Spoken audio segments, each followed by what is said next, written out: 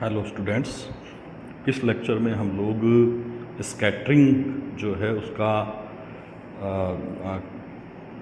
उसको lab frame में और सीएम फ्रेम यानी कि सेंटर ऑफ मास फ्रेम में हम लोग उनमें एंगल्स जो बनते हैं उनके बीच में कनेक्शन हम लोग देखेंगे। तो चलिए स्टार्ट करते हैं। सबसे पहले हम लोग नॉर्मल स्कैटरिंग की बात करते हैं, और अगर हम लोग लैब फ्रेम में इस स्कैटरिंग को देखें तो ये m1 मास का पार्टिकल है और ये v1l वेलोसिटी से ये मूव कर रहा है, और ये पार्टिकल जो है वो किसी स्टेशनरी पार्टिकल से कोलिजन करता है, स्थिर कण से ये टक्कर करता है। स्थिर कण है तो v2l इज इक्वल टू 0। यहाँ हम लोग ये जो l यूज कर रहे हैं वो लेबोरेटरी फ्रेम के लिए यूज कर रहे हैं, यानी कि v1l का मतलब ये हुआ कि velocity of first particle in laboratory frame. v2l का मतलब हुआ velocity of second particle in laboratory frame. तो ये जो कंडीशन है, ये m2 मास का पार्टिकल है, ये जो कंडीशन है ये बिफोर कोलिजन है, बिफोर कोलिजन। और लेबोरेटरी फ्रेम से इस कोलिजन को देखा जा रहा है, और ये m1 मास का पार्टिकल v1l वेलोसिटी से मूव कर रहा है और ये स्टेशनरी पार्टिकल से कोलिजन करता है। तो कोलिजन हुई, और कोलिजन के बाद में क्या होता है, यानी कि आफ्टर कोलिजन क्या होता है वो देखिए। आफ्टर कोलिजन ये जो पार्टिकल है m1 मास वाला, वो हम लोग मान लेते हैं कि इस तरफ निकल गया, और किस वेलोसिटी से निकला है, v1l डैश। और m2 मास का जो पार्टिकल है, ये m2 मास का जो पार्टिकल है वो हम लोग मान लेते हैं इस तरफ निकल गया है, और उसकी वेलोसिटी कितनी मान ली हमने, उसकी वेलोसिटी v2l डैश, ये इसकी वेलोसिटी हमने मान ली। और ये भी मान लेते हैं कि इनिशियल जो डायरेक्शन थी उससे ये वाला पार्टिकल m1 मास वाला पार्टिकल θ1 एंगल पर निकल गया, और m2 मास वाला जो पार्टिकल है वो θ2 एंगल पर निकल गया। तो ये पिक्चर है जो कि हम लोग लैब फ्रेम में कोलिजन को हम लोग देख रहे हैं कि लेबोरेटरी फ्रेम में कोलिजन जो है किस तरह से हो रही है, वो हम लोग इस पिक्चर में देख सकते हैं। और अब हम लोग इसी पिक्चर को अगर सेंटर ऑफ मास फ्रेम में देखें, यानी कि अपना कोई observer centre of mass frame पर बैठा हो और कोलिजन को देखे, तो क्या यहाँ पर स्थिति बनती है वो हम लोग सेकंड डायग्राम में देखते हैं। ये आपका फिगर फर्स्ट हो जाएगा, फिगर फर्स्ट। तो अगर सेंटर ऑफ मास फ्रेम से देखा जाए, सीएम फ्रेम से अगर हम लोग देखें, तो इसी कोलिजन को इस तरह से देख पाएंगे कि m1 मास वाला जो पार्टिकल है वो किस वेलोसिटी से अप्रोच कर रहा है सेंटर ऑफ मास की तरफ, वो अप्रोच कर रहा है v1c। v1c का मतलब ये हुआ कि velocity of first particle with reference to centre of mass. तो ये v1c वेलोसिटी से अप्रोच कर रहा है सेंटर ऑफ मास की तरफ। और जो m2 मास का पार्टिकल था, जो लेबोरेटरी फ्रेम में तो स्थिर रहता है, लेकिन सेंटर ऑफ मास के रिस्पेक्ट में ये मूव करता हुआ सेंटर ऑफ मास की तरफ जाएगा, और इसकी वेलोसिटी हम लोग मान लेते हैं v2c। ये इसकी वेलोसिटी हम लोग मान लेते हैं। तो ये बिफोर कोलिजन है, ये बिफोर कोलिजन। कोलिजन से पहले जो स्थिति बन रही है सेंटर ऑफ मास के रिस्पेक्ट में, सेंटर ऑफ मास से देखने पर, वो ये है। और आफ्टर कोलिजन देखिए क्या होगा, आफ्टर कोलिजन। आफ्टर कोलिजन यहाँ पर जो m1 मास वाला पार्टिकल है वो तो मान लेते हैं कि इधर निकल गया, तो इसकी वेलोसिटी हम लोग लिखेंगे v1c और डैश लगा देंगे, डैश का मतलब आफ्टर कोलिजन। और ये मान लेते हैं कि थीटा एंगल पर ये निकल गया है, ये थीटा एंगल पर निकल गया है। हमेशा अपने को ये ध्यान रखना है कि सेंटर ऑफ मास फ्रेम से अगर हम लोग देखेंगे तो दोनों पार्टिकल बिफोर कोलिजन तो ऑपोजिट डायरेक्शन में एक दूसरे के नज़दीक आएंगे, और आफ्टर कोलिजन जो है ऑपोजिट डायरेक्शन में एक दूसरे से दूर जाएंगे। तो m2 मास का जो पार्टिकल है वो v2 सी डैश वेलोसिटी से इस ओर अप्रोच करेगा। हम ये कहना चाह रहे हैं कि सेंटर ऑफ मास से देखा जाए तो कोलिजन से पहले तो ये एक दूसरे की तरफ अप्रोच करेंगे और कोलिजन के बाद एक दूसरे से दूर हटते हुए होंगे, ऑपोजिट डायरेक्शन में चलते हुए होंगे। तो ये एंगल अगर थीटा है तो ये वाला जो एंगल है ये एंगल हो जाएगा आपके पाई माइनस थीटा, ये एंगल पाई माइनस थीटा हो जाएगा। तो ये collision centre of mass frame से देखी जा रही है और ये वाली जो कोलिजन है वो आपके ऊपर जो है वो लैब फ्रेम में देखी गई है। फिगर फर्स्ट में लैब फ्रेम से हम लोग देख रहे हैं और फिगर सेकंड में जो है हम लोग सेंटर ऑफ मास फ्रेम से इस कोलिजन को देख रहे हैं। इसको मैं फिगर सेकंड नाम दे देता हूँ, इसको फिगर सेकंड नाम दे देते हैं। अब इसकी मैथमेटिक्स पर हम लोग आगे चलते हैं।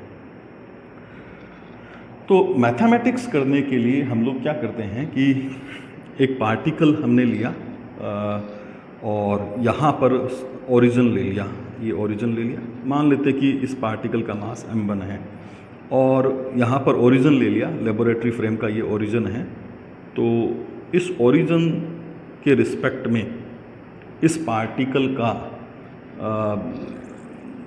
पोजीशन वेक्टर जो है वो r1l मैंने लिखा। r1l क्या है? Position vector of mass m1 with respect to origin, और ओरिजिन ये किसका है? लेबोरेटरी फ्रेम का है। और यहाँ कहीं मान लेते हैं कि सेंटर ऑफ मास है, ये सेंटर ऑफ मास यहाँ पर हमने मान लिया और ये मान लिया कि सेंटर ऑफ मास का जो पोजीशन वेक्टर है ये सेंटर ऑफ मास का पोजीशन वेक्टर हो गया। और इसको हम लोग मान लेते एक पार्टिकल है जिसका मास m1 हमने लिया है और ये ओरिजिन है। ओरिजिन के रिस्पेक्ट में इस पार्टिकल का सेंटर ऑफ मास r1l लिया है। ये ओरिजिन जो है वो लेबोरेटरी फ्रेम का ओरिजिन है और सेंटर ऑफ मास का हमने जो पोजीशन वेक्टर लिया है वो rcm लिया है, position vector of centre of मास। और सेंटर ऑफ मास के रिस्पेक्ट में इस पार्टिकल का पोजीशन वेक्टर लिया गया है r1c, position vector of first particle with respect to centre of mass. तो अगर हम लोग यहाँ ट्रायंगुलर लॉ अप्लाई करें तो हम लोग लिख सकते हैं r1l is equal to r1c plus rcm। ये हम लोग यहाँ पर लिख सकते हैं कि ये जो वेक्टर है, ये वाला वेक्टर, ये इन दो वेक्टर के सम के बराबर होगा, इन दोनों वेक्टर्स के सम के बराबर ये तीसरा वेक्टर यहाँ पर होगा। तो ये हमने लिख लिया है। अब इसका टाइम डेरिवेटिव हम लोग ले रहे हैं, टेकिंग टाइम डेरिवेटिव।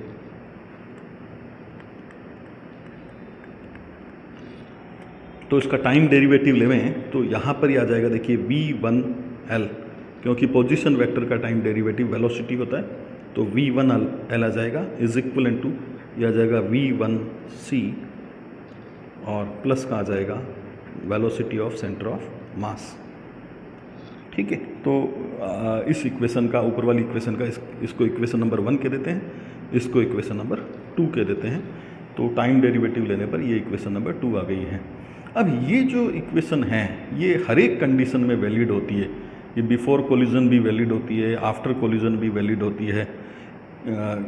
इक्वेशन क्या कहना चाह रही है कि किसी भी पार्टिकल का, चाहे वो फर्स्ट हो, सेकंड हो, कोई भी हो, लेबोरेटरी फ्रेम में जो वेलोसिटी है that can be obtained by velocity in centre of mass frame plus velocity of centre of मास।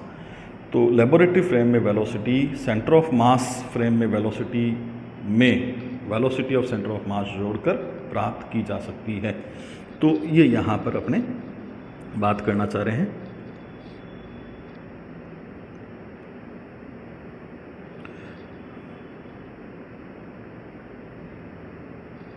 अब हम लोग जो है आगे बढ़ते हैं इसी इक्वेशन में। आफ्टर कोलिजन, ये बिफोर कोलिजन है, आफ्टर कोलिजन अगर मैं इसको लिखना चाहूँ इसी इक्वेशन को, आफ्टर कोलिजन, तो आफ्टर कोलिजन में इसी इक्वेशन को लिख सकूंगा v1l dash is equal to v1c dash, क्योंकि ये इक्वेशन जो है हर एक कंडीशन में वैलिड रहेगी। आफ्टर कोलिजन भी वैलिड रहेगी, बिफोर कोलिजन भी वैलिड रहेगी, फर्स्ट पार्टिकल के लिए भी वैलिड रहेगी, सेकंड पार्टिकल के लिए भी वैलिड रहेगी, हर एक कंडीशन में ये वैलिड रहेगी। तो आफ्टर कोलिजन यही इक्वेशन जो है इस फॉर्म में हम लोग लिख सकेंगे। अब हम लोग क्या करते हैं कि ये जो थर्ड इक्वेशन है इसका एक्स और वाई कंपोनेंट हम लोग ले लेते हैं, और एक्स और वाई कंपोनेंट लेने के लिए अपने को फर्स्ट डायग्राम पे जाना पड़ेगा। तो फर्स्ट डायग्राम पर अगर हम लोग जाएं तो ये देखिए, फर्स्ट डायग्राम पर अगर हम लोग जाएं तो ये V1L डैश इसका x डायरेक्शन में कंपोनेंट हो जाएगा cos थीटा और y डायरेक्शन में कंपोनेंट हो जाएगा sin थीटा। तो ये काम हम लोग यहाँ पर करने जा रहे हैं। तो ये जो इक्वेशन थर्ड आपने लिखी है इसके x डायरेक्शन में कंपोनेंट कैसे लिख पाएंगे? x component of above equation. तो इस इक्वेशन का x कंपोनेंट जो है वो हम लोग इस तरह से लिख सकेंगे V1L डैश और cos theta 1 is equal to, और इसका जो है हम लोग x कंपोनेंट लिख सकेंगे cos थीटा प्लस VCM। ये इसका x कंपोनेंट हम लोग लिख सकेंगे इस इक्वेशन का। और y कंपोनेंट इस इक्वेशन का लिखना चाहें कंपोनेंट ऑफ अबव इक्वेशन। तो इसी इक्वेशन का अगर हम लोग y कंपोनेंट लिखना चाहें तो ये y कंपोनेंट आ जाएगा V1L डैश और sine theta 1 is equal to V1C dash और साइन थीटा। और सेंटर ऑफ मास तो x डायरेक्शन में चल रहा होगा, तो इस कारण से इसका कोई y कंपोनेंट बनेगा नहीं। तो यहाँ कुछ भी ऐड यहाँ पर नहीं हो पाएगा, क्योंकि velocity of centre of mass is always in x direction, तो इसलिए इसका कोई y कंपोनेंट बनेगा नहीं। तो ये इक्वेशन नंबर देते हैं 4 और ये इक्वेशन नंबर देते हैं 5। तो इस तरह से हमने ये जो इक्वेशन है इस इक्वेशन का x कंपोनेंट भी लिख लिया और इस इक्वेशन का y कंपोनेंट भी हमने लिख लिया। अब हम लोग इक्वेशन 5 को डिवाइड कर देंगे इक्वेशन 4 से। क्या करने जा रहे हैं? Equation 5 divide by equation 4। तो डिवाइड करें तो क्या आ जाएगी अपने पास इक्वेशन? देखिए 4 और 5 को हम लोग स्क्रीन पर रखते हैं। तो डिवाइड करेंगे तो ये टर्म कैंसिल आउट हो जाएगी, साइन अपॉन कॉस जो है वो tan थीटा हो जाएगा। तो यहाँ आ जाएगा tan थीटा 1। और यहाँ पर अगर हम लोग देखें तो इसको आप सिंपल मैथमेटिक्स की हेल्प से इस तरह से कन्वर्ट कर सकते हैं, sign theta upon cos theta plus velocity of centre of mass divided by velocity of first particle in centre of mass after collision. तो इस तरह से हमने एक ये रिलेशन प्राप्त कर लिया है। ये रिलेशन है थीटा 1 में और थीटा में। थीटा 1 क्या था? थीटा 1 था scattering angle for first particle in lab frame, और थीटा क्या था? Scattering angle of first particle in centre of mass frame. तो इस तरह से थीटा 1 और थीटा में हमने कनेक्शन सेट कर दिया है। इसको और आगे बढ़ाएंगे हम लोग। ये वैल्यू हम लोग निकालना चाहेंगे VCM अपॉन V1C डैश, ये वैल्यू हम लोग निकालना चाहेंगे। तो किस तरह से ये निकाल सकेंगे देखते हैं। इसको निकालने के लिए वेलोसिटी ऑफ सेंटर ऑफ मास पहले निकालते हैं। तो वेलोसिटी ऑफ सेंटर ऑफ मास निकालने के लिए हम लोग सिंपल जो 11th-12th में फॉर्मूले काम में लेते हैं वो फॉर्मूला काम में लेना चाह रहे हैं। M1 V1L plus M2 V2L upon M1 plus M2। ये जो सिंपल 12th में फॉर्मूला होता है, velocity of centre of mass can be written M1 V1 plus M2 V2 divided by M1 plus M2। लेकिन velocity of second particle in lab frame ये 0 है। Lab frame में दूसरा जो पार्टिकल है वो स्टेबल है, स्थिर है, तो ये 0 है। इस कारण से ये आ जाएगा अपने पास M1 V1L upon M1 plus M2। ये आ जाएगी velocity of centre of mass. ये velocity of centre of mass आ जाएगा। ये इक्वेशन नंबर हम लोग दे सकेंगे 7th। ये इक्वेशन नंबर 7 हम लोग ले लेंगे। अब हम लोग निकालेंगे velocity of first particle in centre of mass. तो वेलोसिटी ऑफ फर्स्ट, इसमें रिलेटिव वेलोसिटी का कंसेप्ट हम लोग लगा देंगे। Velocity of A with respect to B, ये देखो velocity of A with respect to B is equivalent to velocity of A minus velocity of B. ये रिलेटिव वेलोसिटी का कंसेप्ट यहाँ पर हम लोग अप्लाई करने जा रहे हैं। तो velocity of first particle in centre of mass is equivalent to velocity of first particle in lab frame minus velocity of centre of mass. तो ये बेसिक कंसेप्ट यहाँ पर हम लोग यूज करना चाह रहे हैं। और V1L माइनस VCM, तो ये आ जाएगा V1L माइनस VCM, ऊपर देखो हमने निकाला हुआ है M1 upon M1 plus M2 और V1L। तो ये मैंने VCM की वैल्यू यहाँ पर पुट कर दी, ऊपर जो निकाला हुआ है। इसमें V1L कॉमन आ जाएगा और ये M1 प्लस M2 LCM आ जाएगा और ऊपर M1 से M1 कैंसिल आउट हो जाएगा। तो ये टर्म बन जाएगी अपने पास, ये टर्म बन जाएगी M2 upon M1 plus M2 और V1L, ये आ जाएगी V1C। ये इक्वेशन नंबर आपके पास आ जाएगी 7th आ चुकी है, तो ये इक्वेशन नंबर आ जाएगी 8th।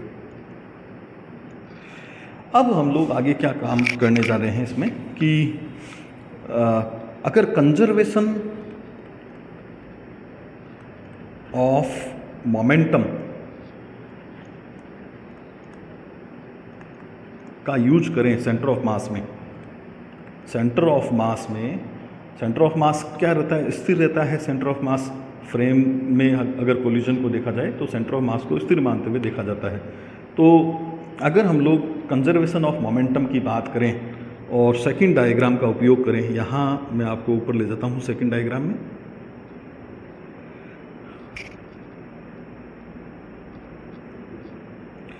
इस डायग्राम का उपयोग करें तो यहाँ पर देखिए कि सेंटर ऑफ मास फ्रेम में मोमेंटम कंजर्व रहेगा और ये 0 के बराबर, टोटल मोमेंटम 0 के बराबर रहेगा। तो इसका मोमेंटम और इसका मोमेंटम आप देख सकते हैं ऑपोजिट तो है ही और ये बराबर भी होगा, तभी इनका जो सम है वो 0 आएगा। तो M1 V1C plus M2 V2C, ये दोनों आपस में बराबर हैं और ऑपोजिट हैं, इनका सम जो है 0 आना चाहिए क्योंकि सेंटर ऑफ मास जो है वो स्टेशनरी रहता है। तो ये कोलिजन के बिफोर भी होगा और ये कोलिजन के आफ्टर भी होगा। आफ्टर कोलिजन भी यहाँ पर हम लोग देख सकेंगे कि ऑपोजिट तो जा ही रहे हैं, ये ऑपोजिट जा रहे हैं और मोमेंटम इनका अपने को बराबर कर देना है। तो इसका मोमेंटम हो जाएगा M1 इंटू V1C डैश और इसका मोमेंटम हो जाएगा M2 इंटू V2C डैश। तो कंजर्वेशन ऑफ मोमेंटम हम लोग यहाँ पर यूज कर रहे हैं और सेंटर ऑफ मास में कंजर्वेशन ऑफ मोमेंटम हम लोग यूज कर रहे हैं। और इक्वेशन जो हम लोग लिख सकेंगे वो ये हो जाएगी, बिफोर कोलिजन तो हम लोग लिख सकेंगे M1 V1C is equal to M2 V2C, ये बिफोर कोलिजन लिख सकेंगे। तो इससे आप चाहे तो V2C का मान निकाल सकते हैं। V2C का मान आ जाएगा M1 अपॉन M2 और V1C। तो इक्वेशन नंबर ये 9th आ गई आपके पास। इसी तरह से आफ्टर कोलिजन, ये तो बिफोर कोलिजन हमने कंजर्वेशन ऑफ मोमेंटम कर दिया कि total momentum should be 0, opposite तो थे ही तो बराबर भी होना चाहिए। और आफ्टर कोलिजन हम लोग लिख सकेंगे M1 V1C dash is equal to M2 V2C dash और इससे फिर V2C डैश बराबर आ जाएगा M1 अपॉन M2 और V1C डैश। ये इक्वेशन नंबर आ जाएगी 10th। तो ये आफ्टर कोलिजन है, after collision conservation of momentum, और ये बिफोर कोलिजन है, बिफोर कोलिजन, बिफोर कोलिजन है। तो ये दो इक्वेशंस अपने को प्राप्त हो गई है और एक हम लोग यूज करेंगे conservation of kinetic energy. Collision को यहाँ पर हम लोग इलास्टिक कोलिजन मानकर चल रहे हैं, तो कंजर्वेशन ऑफ काइनेटिक एनर्जी का और यूज करेंगे। Conservation of kinetic energy, kinetic energy conserve रहेगी तो हम लोग लिख सकेंगे हाफ m1 v1c का square plus half m2 v2c का square is equal to half m1 v1c dash का square is plus half m2 v2c dash का स्क्वायर। तो कंजर्वेशन ऑफ काइनेटिक एनर्जी का भी हमने यहाँ पर उपयोग किया। इस इक्वेशन को हम लोग 11th नंबर देते हैं। अब हम क्या करेंगे कि जो ये इक्वेशंस प्राप्त करी थी हमने 9th और 10th, इसका यूज करेंगे इक्वेशन 11th में और आसानी से हम लोग ये रिजल्ट प्राप्त कर लेंगे कि v1c dash is equal to v1c।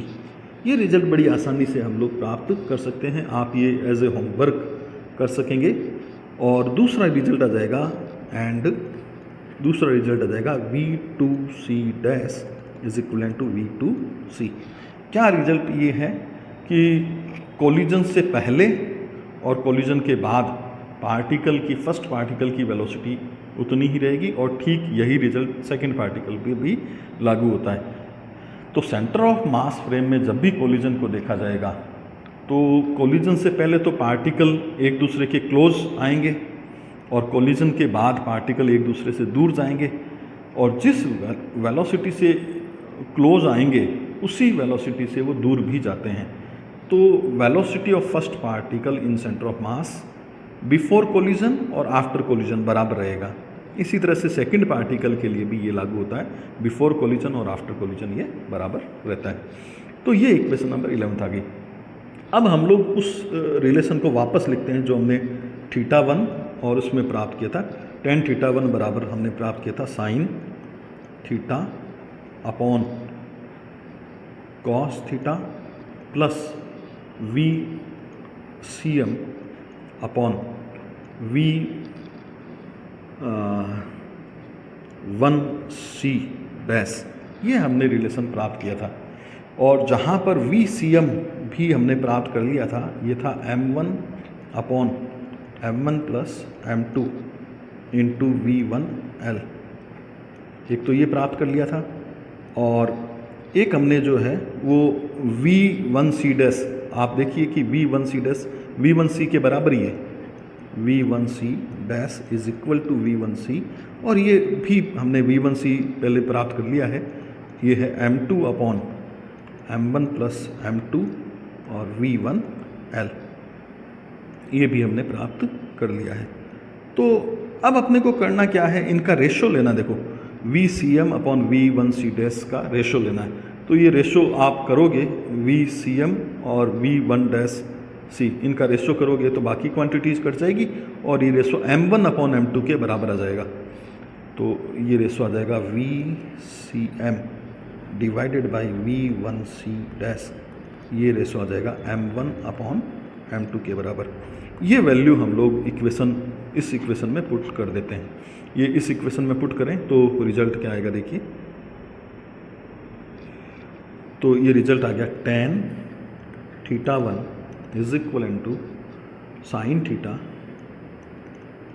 Upon cos theta और प्लस में वेलोसिटीज़ का रेशो था जो कि m1 अपॉन m2 के बराबर आ रहा है।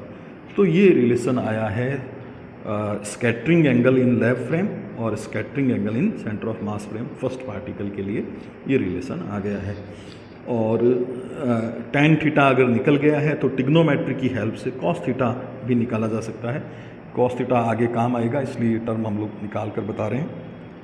cos थीटा को 1 अपॉन sec थीटा लिख सकते हैं और इसको लिख सकते हैं 1 sec थीटा को लिख सकते हैं 1 plus tan square theta 1 plus tan square theta sec square theta होता है, तो रूट लगा दिया तो sec थीटा जाएगा।